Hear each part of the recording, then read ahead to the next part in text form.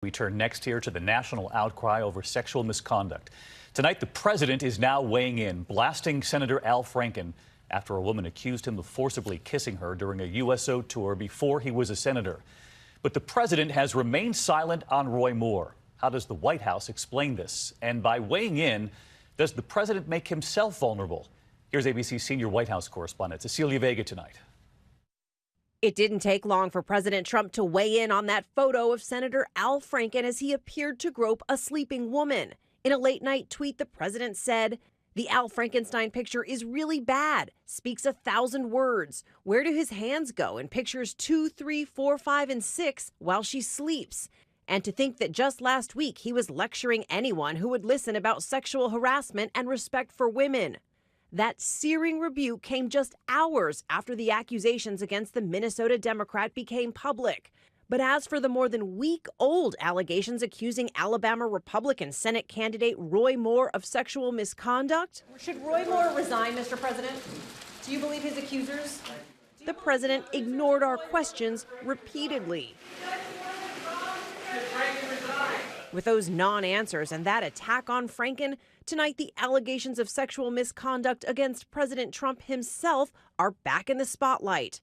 From that Access Hollywood tape, you know, I'm automatically attracted to beautiful. I just start kissing them. It's like a magnet. You just kiss. I don't even wait. And when you're a star, they let you do it.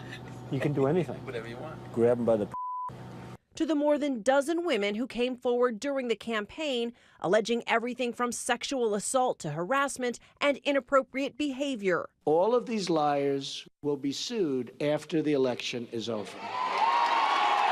Today, we put the question to the White House. If it's fair to investigate Al Franken and the allegation made by his accuser, is it also fair to investigate this president and the allegations of sexual misconduct made against him by more than a dozen women? Look, I think that this was covered pretty extensively during the campaign. We addressed that then. The American people, I think, spoke very loud and clear when they elected this president. But how is this different? I think in one case specifically, Senator Franken has admitted wrongdoing and the president hasn't. I think that's a very clear distinction.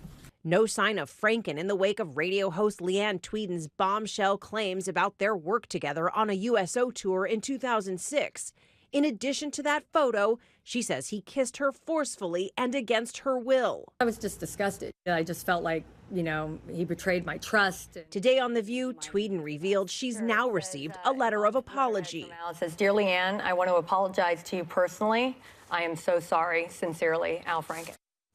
And Cecilia Vega with us live tonight from the White House. And Cecilia, the president tweeting about Senator Franken, but you've learned from your sources that this is not a topic the White House wants to be talking about right now. This is a point of frustration for aides here. They would so much rather be talking about tax reform on a week like this one. Instead, you saw it right here today inside the briefing room. Sarah Sanders facing a barrage of questions, David, about her own boss's behavior.